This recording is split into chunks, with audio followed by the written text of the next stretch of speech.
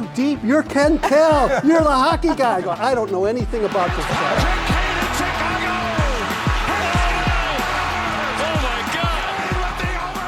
This is The Conversation Line, presented by Fieger Law. Welcome, everybody, to another episode of The Conversation Line, brought to you by Fieger Law. I'm Daniella Bruce, alongside Ken Daniels, your TV voice of the Red Wings, and head coach, Derek Lalonde. Newsy, another new podcast for you to be our first guest. I love it. You just set the bar so high that I don't know got to get if you it's going good on first. the show or not. Like, this is your lead every time. No, it's going to be great on the show. It's going to be great. We're going to talk a lot about your story, because you do have one of the most interesting stories to your path to being an NHL head coach. But let's start right there for the first question. What have you learned? What has been the most surprising thing for you about being an NHL head coach? This is third season, right? Yeah, third season. I don't know, being a head coach, a lot more comfortable, 100%, but I think a lot more comfortable with our core, growing together with Dylan, just to watch him grow as a leader, his expectations of himself, and then it kind of bleeds into the group. So I think a lot more comfortable with that. But I think coming into the league, my first opportunity with Tampa as an assistant, and then to now it's a little bit different league in that it's a partnership. The head coach is still in charge. All the greats still want to be held accountable, but it's different. Maybe it's the new wave, new age. I can see where some of the older school guys, if you will, could get frustrated, but I think it's more of a reality of where the league is, and it's just the fact that what I've learned is it's a partnership between the head coach and your team. I have asked some of the guys, so I'll give you what they say about Newsy, and you can see if it's accurate, okay? He's competitive, he's passionate, yet calm, even-keeled mostly, will compliment players, but will also call them out. Bottom line is, you know what you're getting. Would that be true? That'd be spot on, and it's not an accident. That is my style. I do think, especially coming in with this group, even talking with Dylan, he said he literally felt we got the bad end of the reffing because we never had a calm bench, and he'd call himself out like that.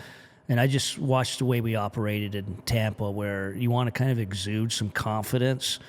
So I am that on the bench. I try to be, I have my moments with the refs, as anyone does, but I think you've seen me enough now.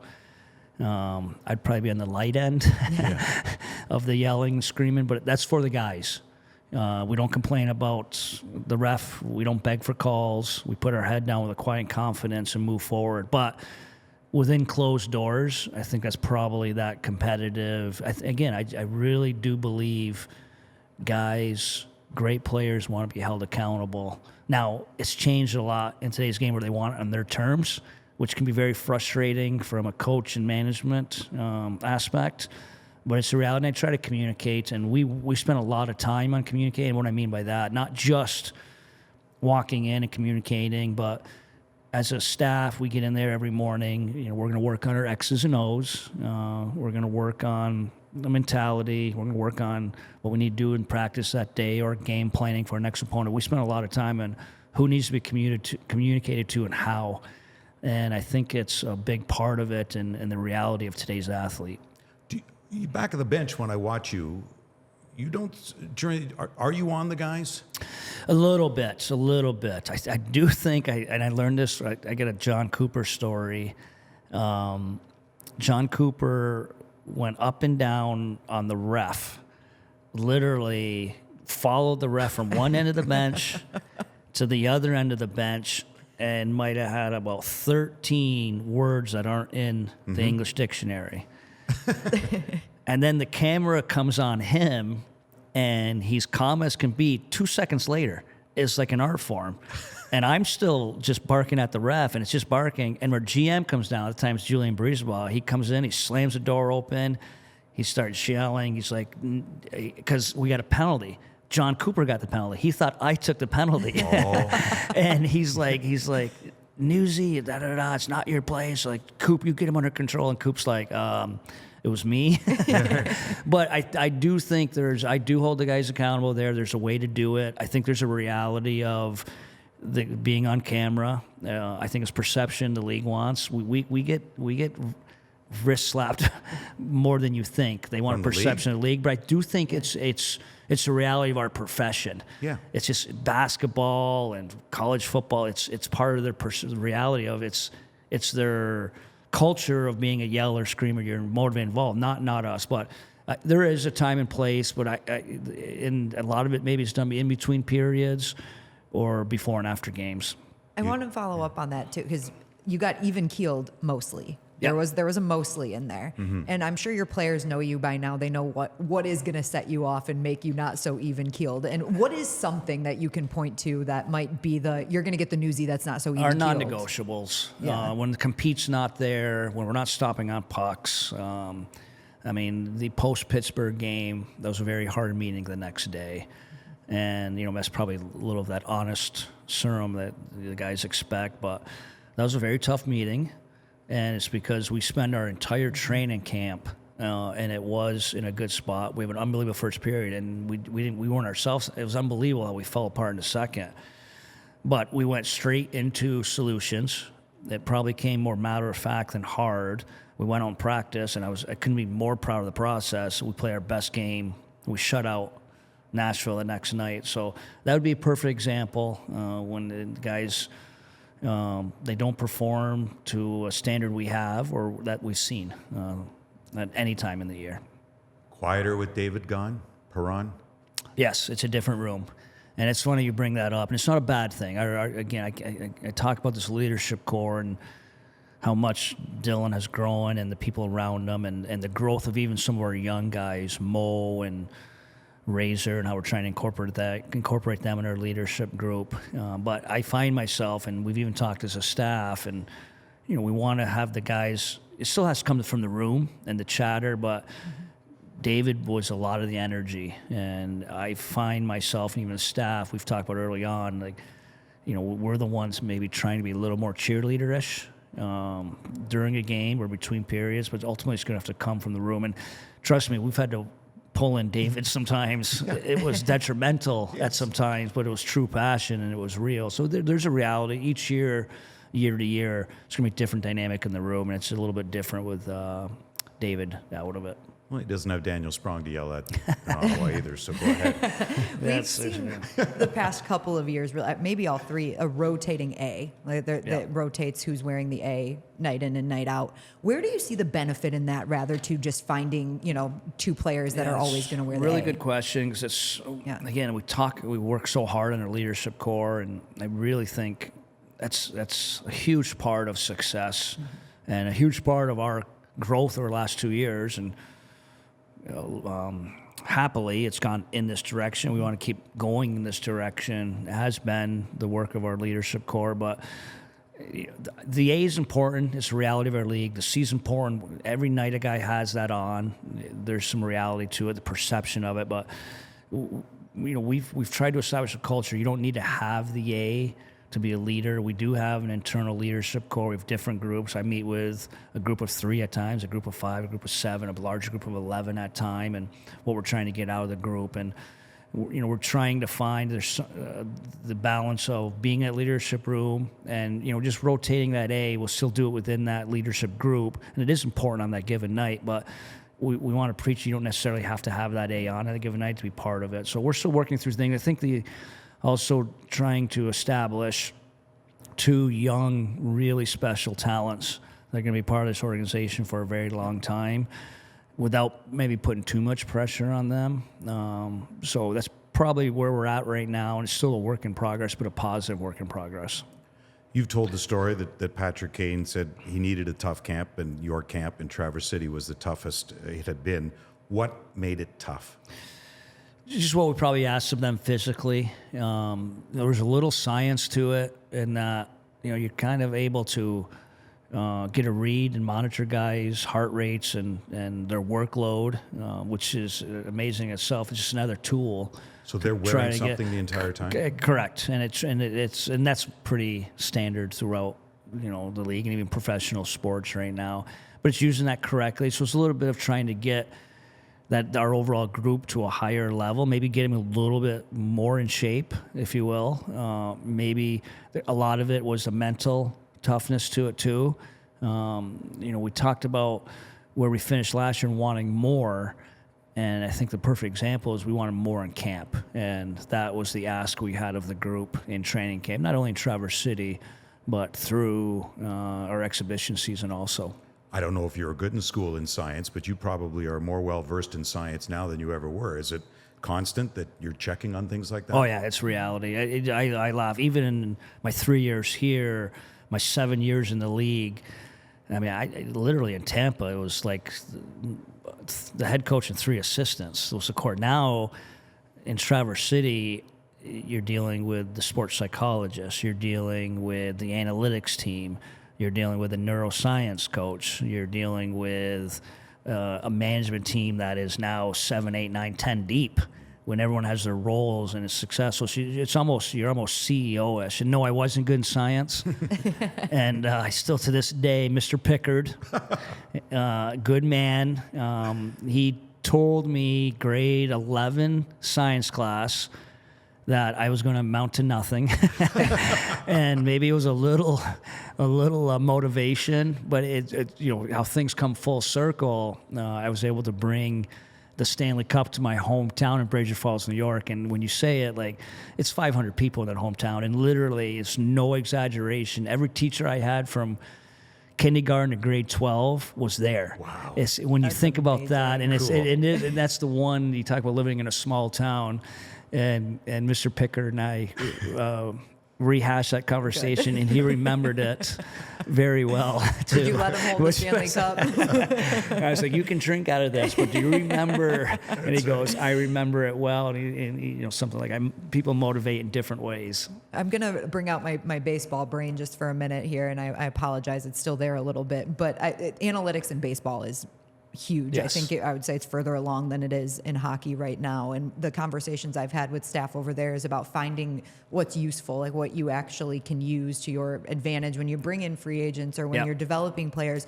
Do you feel like you guys are there? Do you have some of that stuff that really has helped That's you? a great question. I think the reality of baseball, it's a little more staticky of Yeah. a sport. I don't know if we'll ever get to where they are because we just have a fluid sport, but I think we're growing, and we need to get there. We've taken some things from the Tigers, and a lot of it's not relatable, but thinking outside the box, a small world. Andrew Thomas, who now works in the analytics department with the Tigers, worked with me directly when I was in the Minnesota Wild organization. So it's a pretty neat relationship. He was able to come to a practice a couple of weeks ago. We were able to discuss some things. So I like where we're at. Not to get into exact specifics, but I came from a Stanley Cup champion team in Tampa, and when I showed up day one here, our analytics group was ahead of where Tampa was, which is a credit to the group here and what they've been trying to do and trying to grow it. So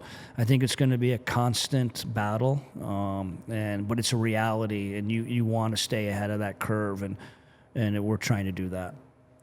Was there something that when you were with Steve Eiserman in Tampa, now with him more closely here as head coach and not, have you noticed a difference or how you two combine thoughts? That's a good question, and that a little different in there. Steve hired me in Tampa, but literally a week before our season started, that's when he actually stepped down to be our assistant general manager, and Julian Brisebois took over as our GM. So the 1 year I was with Steve in Tampa, I wouldn't say he was in the background, but there was I think he purposely probably gave Julian a little space there.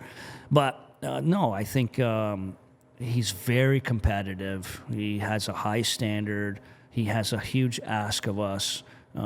He is very passionate about being the general manager in this league, but it's even more so with how much the Detroit Red Wings are in his heart. So he's demanding, but I like it. He's grown me over 3 years. And we're trying to build this and keep this thing going in the right direction. So I don't think a whole lot different. We've had some Jeff Blashill, John Cooper, Derek Lalonde beers in the summer, where we've to be a compared fly on the wall for that one. where we've compared some notes, but it's probably no different than players like. you want to work for a guy like that has one goal and one goal only, and that's building this, and it's probably made us all better. So leading up to July 1st, plenty of conversations. Obviously, you have to coach the players, and he's giving you the players. But how much input do you have? Great question. We work together in everything. Steve is a general manager, and I appreciate it. We're going to work together in everything. I'll have say in players and the amateur scouting. There's no reason for me. We're drafted at 18, but he'll want opinion on players and want opinion on the team. But ultimately, he's an old school managers manage, coaches coach, scouts scout, which I think is why he's been successful. So yeah, of course we talk all the time, players, structure, and I do like where he is. He challenges himself and he challenges the group a lot to think outside the box. We want to be the first and leading in a lot of things, and what happens in the locker room, especially, stays personal. I don't want to give away too much here, but he's a very intelligent, passionate, hardworking man, and this isn't an accident. He's going to go down as one of the hockey icons. Obviously you throw his playing career in, then you throw his managerial career in. Maybe he's got some ownership left in him. You check off all boxes.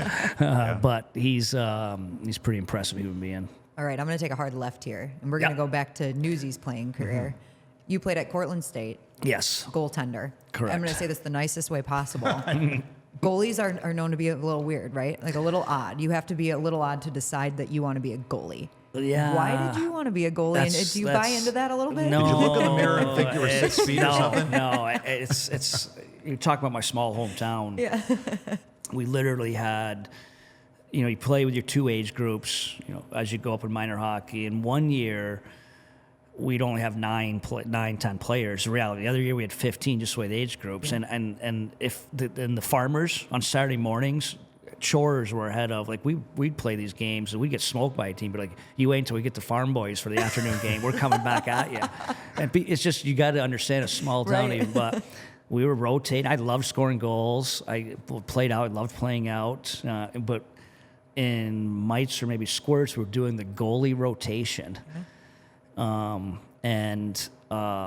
all went through, and I had my games, and I had a handful of goals. I was loving playing out, and I'll never forget it. We were on the Akwesasne Reservation playing North Franklin, which is Salmon River, and the game's about to start, and no one would go in net. And it's like a coach standstill. We need a goalie. We went through a rotation once, and basically I was like, I'll do it. And I had a little success, and I was the goalie from there on out. So it's a funny story, but it's a reality of it. And, I appreciated playing and had an unbelievable experience in my small hometown, obviously, then moving on to college and playing. That's amazing. Were any good? I'd laugh. Like, obviously, I was good in high school. Obviously, an opportunity in college. I had a pretty good college career. But it's funny, we had our Stanley Cup runs, and then obviously Cortland was very proud of me. And I had a lot of pictures of it, and I'd laugh. I took up no net. And it was just, it was amazing because they'd have the action shot playing against Geneseo or Oswego and Potsdam. And I'm like, of course I had an 88 save percentage and a 3.5. I tell everyone the SUNYAC was an offensive juggernaut league back then, but no, like, I'm looking, how can you miss the net in some of my saves? So obviously I did not play past college, so I think that when you say, are you good, I think that's the reality of it. Who would you try to model your game after? I know when I was playing street hockey, I was always Bernie Parent. You kick out there. Yeah, Kenny great Holland, the same. question. We had scrapbooks Yeah. of Bernie Parent. I love Bernie Parent. Who was your It's idol? funny that I was still in the old, I was in between where you still had kick saves and skate saves, dramatic blocker saves, you catch the puck on the blocker, and then that, when I was playing 90s, people started to do the more position of the goalie, the paddle down, just the big butterfly taking up net. So it's kind of in between, but I loved the smaller goalies in the league. I loved John Van Beesbrook. I loved Mike Richter. You talk about small goalies, how it's lost art in the league right now. I mean, you talk about it so I idolized those smaller goalies that were great at that time.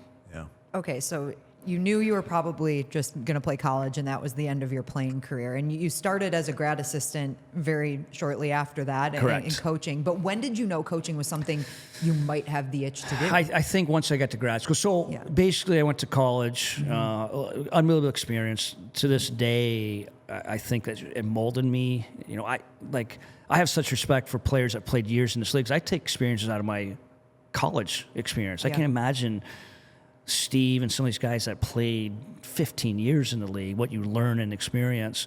But I was all about, I went to Cortland being recruited because I wanted to get physical education, science, adaptive PE. I wanted to be a physical education teacher.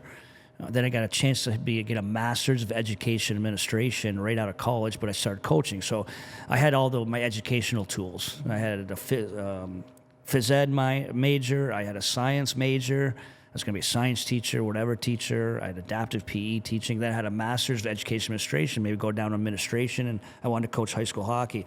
But that time being a graduate assistant, the team aspect, you get a passion of it. And I'm not saying I want to do it as a career. I probably had some of those crossroads. And this is no exaggeration. From my time with a couple of those Division III coaching jobs, I was probably offered a dozen prep school, high school coach, physical education teacher. It was sitting there. I'm making no money at all. And I mean no money. I'm making like no money. But it was such a passion. And then once I started going down the D1 route, I kind of thought I'd make a living of it. But I was never in it to be the head coach of an original 6 NHL team. Every job I took throughout my entire career, and I tell this when I'm asked to talk to in conferences or groups, every job I was at, it was my dream job, and that's not exaggeration. I was going to be great in that job, and I was not going to look past that. And it's just helped me grow, and that phone kept ringing to the next level. And in that 20-year journey to here, John Cooper gave you 2 calls, helped you twice, didn't he? 1 recommendation. John helped me twice, and that's a great story. I know we talked about this, but I was the assistant coach at the University of Denver, and I had just had Abby, so I had 3 kids under the age of 5, and it was the end of August, and John Cooper was the head coach of the Green Bay Gamblers, and he went to go work for Steve, became Steve's American Hockey League head coach. And Green Bay calls me up, and they basically hand me the job. It's on a platter. And I'm sitting in Vails, the last vacation before, and the guys are already on campus, school's starting. I said no.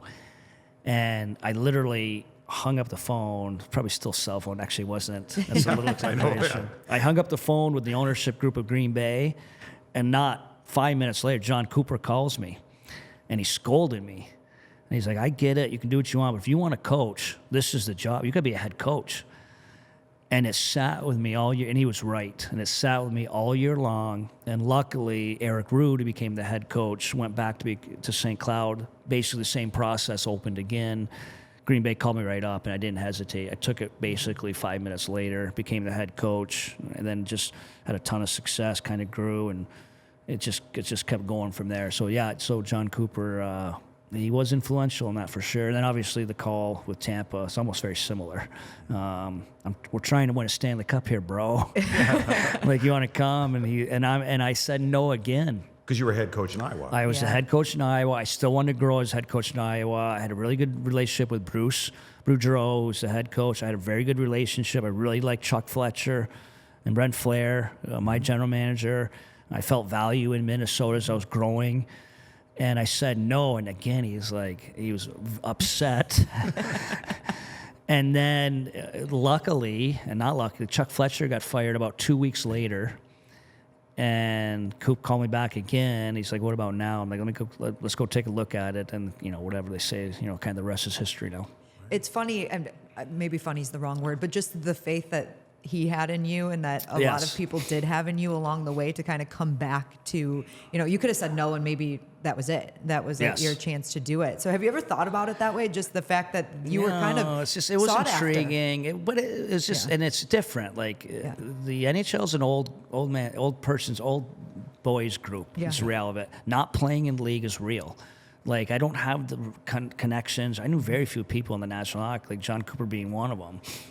But just the way he operates, and it's just like, he calls and I said no, and then he's like, he's kind of disappointed. I don't hear from him for 2 weeks. Man, this might be it. Maybe And then if he was a CEO of a company, he'd be a gazillionaire. He'd be buying teams, not coaching teams. And then he calls me and he's just like, sudden pause, and then he's like, well, what do you think now? Because he just let the whole thing play out. He saw our management change, and it's just the way it played out. And again, this kind of how he manages a room. He finds a way to get the most out of people. So you've coached at every level, basically. I think you have it all covered at this point. Yes. And your days in Denver, I think college hockey is one of the best things ever. I love watching college hockey, and just what do you appreciate about that time, just especially at a major school like that with a team that's always pretty good? I think the two experiences in college really shaped me. One, Fair State. Yep. And then Denver. Those are my two college hockey Division I experiences. Fair State was amazing in itself in that Bob Daniels and both George Gwozdecky, they're unbelievable leaders. So I got to learn how to lead from, I talk about Coop. If those two were CEOs in companies, they would run it Fortune 500 and then some. Just unbelievable. So I got to learn the culture, how to manage.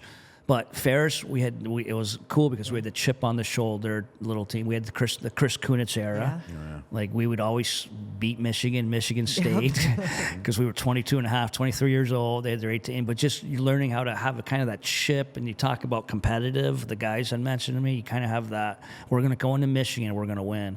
And you look a guy in the eye, and you look at their lineup and they're like, but there was that chip on the shoulder. Then you go into Denver, and you're expected to win. It's a blue blood program. Now you're dealing with first-round draft picks, so it's a little bit different. So they're unbelievable experiences, and but then becoming a head coach was just the next layer. And pro hockey was never, a small world. Ryan Martin might have changed the course more than anything.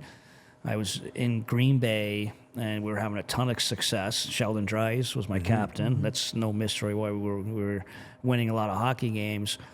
But I was just planning on going to college hockey. Dave Haxtell's of the world, Bobby Motzkow, now the head coach of Minnesota. They all cut their teeth in the USHL and then become college head coaches. And if there was a job when I was there, I probably heard from the AD. I wasn't say I was being selective, but I was in a really good spot in Green Bay. Dream job. I could have been there for 10 years. And I was just going to go on the next night right fit to college. Never even considered pro hockey. Ryan Martin calls me out of the blue. And he's like, we've had a coaching change in Toledo. Today's salary cap era, we need all 50 contracts. We need to be better at the AA level, very similar to baseball. Would you ever consider Toledo? And I never even, I'm like, I don't know anything about it. Learned a little bit more about it. And he basically said, hey, this is an open book to Mike Babcock and Jeff Blashill, the American Hockey League. So it was a learning experience. And pro hockey, and I did it, and again, a ton of success, and just kept going up. Yeah, and for those who don't know, Ryan Martin was assistant GM in Detroit, now assistant general manager of the New York Rangers. Yes. Yeah, he was great. So Yes, that's awesome. good human being. I mean, we're talking about how great college hockey is. Toledo has one of the best. It's Little Hockey Town It's Junior amazing. over there. I tell people all the time. It's so fun. Great fan base. Yeah. It's a fishbowl, Detroit. I will get recognized. As Jay Verey's like, how'd you recognize him? He thinks I look like a cartoon character. Of course everyone recognizes you. But I get it all the time, and fans are phenomenal. Crazies. Like, I get it, they're fans, but they're true fans. But 99.9% of the time, it's, hey, Newsy, how you doing, love? What you're like, it's great. It's nothing like Toledo. Like, I'm telling you, in Toledo, in the 2 years there, like, I could not go anywhere. It's just an unbelievable fishbowl. It's a passionate fan base. You almost have to experience it to understand it. But what a place, and it'll be a place in my heart forever. Yeah. Yeah. From those experiences, because you've been a head coach, assistant coach, what do you draw on the most as an NHL head coach?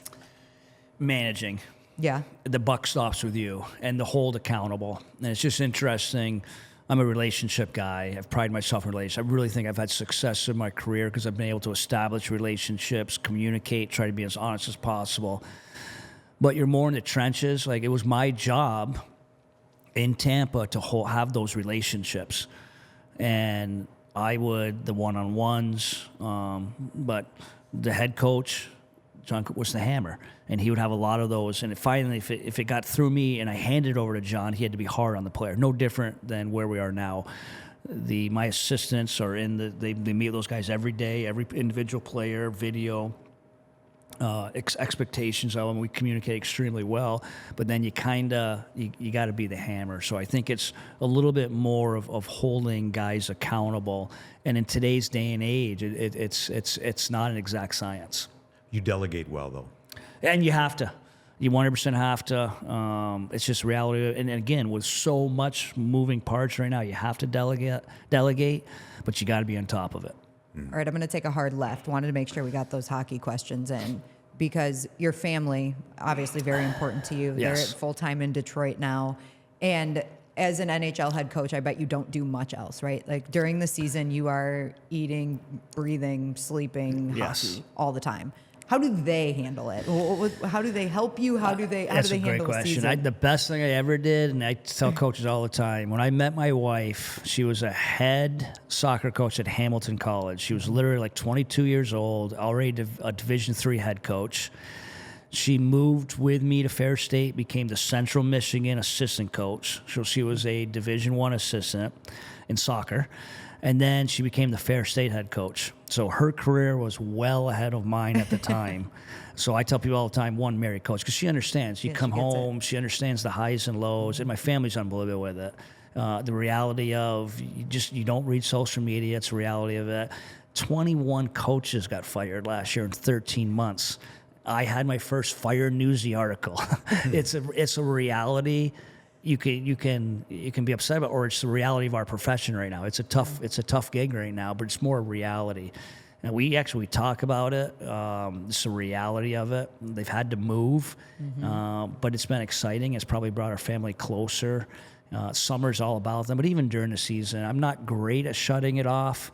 Even my wife says, she knows when I'm not completely there. Like even this Ranger loss, we play well, but we don't get a point. Like I'm wearing it I want more from that, so I wear it a little bit. So there's a little patience there, but I've done a pretty good job of separating that because no matter what, we just talked about 21 coaches getting married. I'm the 6th longest tenured coach in the league right now. So you can't bring that home. You can't wear that, and it's the reality of it. It's a tough thing, especially on the kids for moving. And yes. They settled in well here. They're enjoying it. Unbelievable. We're Midwest people. I say that. My wife's from Cleveland. Every stop we've had in the Midwest, Green Bay, Toledo, we laugh all the time. We kind of feel comfortable. I laugh. We moved to Green Bay, Wisconsin, and there wasn't many stoplights, but there were stop signs. And literally, you'd be at a stop sign, and the person's like, "You go." No, you go. You're arguing. And I'm 4 cars back, like, someone go. So we appreciate the Midwest people. My wife's entire family's from Cleveland. They're able to come here a lot. Did they miss Tampa and friends and weather? But we've always kind of connected with the Midwest. So this has been great. Did Coop get through the hurricane okay? He did. The whole crew did. They got, knock on wood, not everyone was lucky completely, but for the most part, they missed a lot of maybe what could have been catastrophic, which was just that was a tough couple of days. We have a lot of friends still in that area. Yeah. All right, Newsy. Well, thank you. Awesome. You nailed it again. You made it. Always making the first episode the best. Who's always episode. number 2? Who do you turn to? Larks? Our number 2 is not Dylan. Lucas Raymond. Okay, that's a good one. I almost said Dylan Raymond. That would be a combo, but no, Lucas Raymond. As a former coach, I used to say, he's a good player. Yeah. He is a good player. Lucas Raymond opened up about not liking candy. What was the thing you had in common? Oh, you can't watch shows twice. Can't watch shows twice. Can you watch a TV show twice? If you've seen it or a movie twice? No, certain movies, man. Like, see, I rewatch shows on repeat. Miracle, Happy Gilmore. There's a couple of those when it's We've all on. seen Great Slapshot. Slapshot, same thing. Or like, okay, it's 2:11 a.m. I know I got to be in the office in 5 hours, but I got to get to the one line. You got to see the one part. Yeah, but I am with you. I'm totally with you. Can I leave on this one?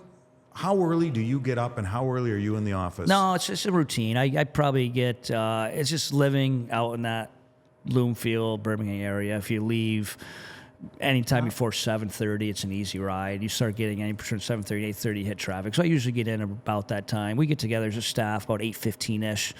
It gives us enough time before our either 10:15 or 11 o'clock. But meeting. you're watching games at night? Stay up late? Yeah, and that's the West Coast games. You talk about sleep. You're like, last night. Could have Edmonton. easily been to bed, but I'm like, let me just look at let's see how the Edmonton. And then now it's a game, and you're watching, and there's a certain structure of players. All of a sudden, it's like, we're approaching 2 a.m. I should have been better 2 years ago. I'm going to play realistic. I'm going to give you some unsolicited advice. Maybe this isn't advice. This is me asking a question. Yeah. Could you, in theory, watch that game, record it here, and No. then you get in so early? Because you're moved on. Because there's a million things going So on you're today. done. You have to watch and it then in there's that going to window. be a game tonight that you're just, no, I cannot. Of course, there's trends. Yeah. That's just part of being on top. Like, we'll talk about this, talk about that. It's a copycat league. You want to see who's doing it. And we will talk about some things in the morning. But like all the guys, like Alex Tanguay, I mean, he's an obsessive hockey guy. Like it's just reality. But no, once we're moved on, Sleep it's the next suffers. day. So sleep just has to suffer. That's Yes, it. that's Got reality. all summer to sleep. Yes. Newsy, thanks again. We Thanks, appreciate guys. it. Appreciate it. Thank you.